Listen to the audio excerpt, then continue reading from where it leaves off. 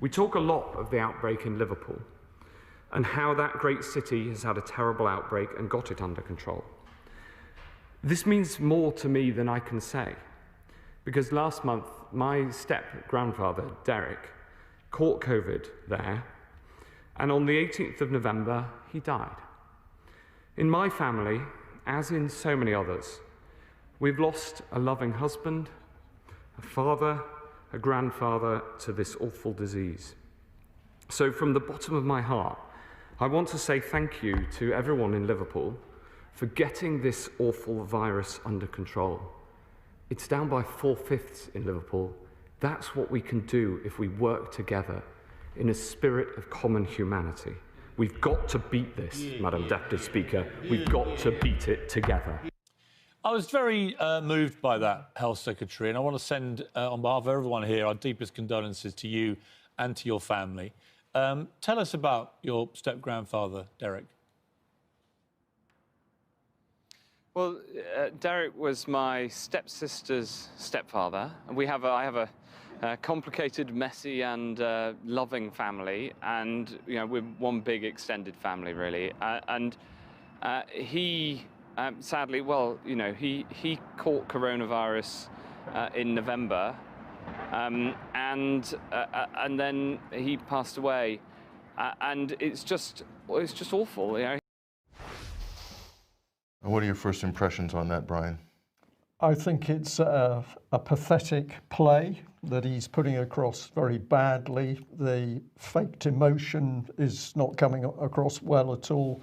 Boris Johnson looking at him lovingly there from the benches as if this was some amazing story being delivered.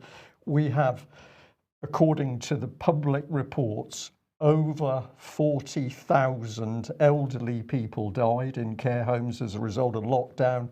Not one word of compassion shown for those elderly people in Westminster, but Matt Hancock can come up with this story about a step away from the truth.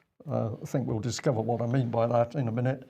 And we are supposed to believe that this is real news. I just simply do not believe this. You brought up the key point, Brian, which is that the main demographic affected by the pandemic or by COVID, it's overwhelmingly in one specific at-risk, vulnerable, high vulnerability demographic, not the general public, not the general population. And yet they're claiming that their circuit breaker in Liverpool cut infections by 4/5. Yep. Are they really making this claim publicly, the government? Well, they are, because the government's going to make any claim, is making any claim it wants to at the moment. The truth's gone out the window. It's simply claim after claim about COVID and the policy to deal with COVID. So I'm trying to work out the lineage. First, on the Commons floor, he said, Matt Hancock, it was my step-grandfather. Then with Piers Morgan there on the news segment, it's his stepsister's stepfather. And then the Daily Mail would take a look at this. They did a story on this, and apparently, according to the Daily Mail, it's the second husband of his stepfather's ex-wife. So not exactly a direct family there. And they went to great lengths here, including a family tree chart here, Brian, to sort of try to explain how this was in fact, his step-grandfather? A week or so ago, Matt Hancock, there was a picture of Matt Hancock alongside one of his friends that had just got a huge contract by some mysterious interaction. His neighbor. His neighbor. Yeah. And the two of them were looking extremely happy. Now, maybe that was a photograph from some time ago. I don't think it was.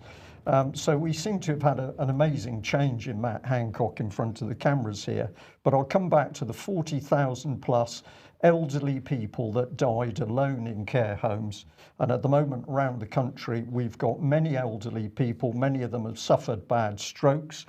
They're not allowed any visits from relatives. So they are being lined up to die alone by this man Hancock that's putting on this pathetic performance. I do feel very passionately about this, actually, because in our family we have one extremely elderly lady who's had a terrible stroke. her only contact, the only bit of sunshine in her life is for somebody to go and visit her, and we can't visit her as a result of this man's policies. Yet I'm supposed to respond to him crying in Westminster. It's a scam. The policies are inhumane. I don't think there's much argument about that. Let's look at that dramatic performance, some more of that. We'll continue that clip. And especially now with this vaccine news, we can get through this together as a country if we do the things that we all know we need to do. And it's just made me even more determined to get this thing beaten. Well, I mean, I just really feel it here. Yeah. We are speechless, aren't we, Patrick? We are speechless watching this man, because clearly he does not care whatsoever about the damage that his policies are doing in the country. He said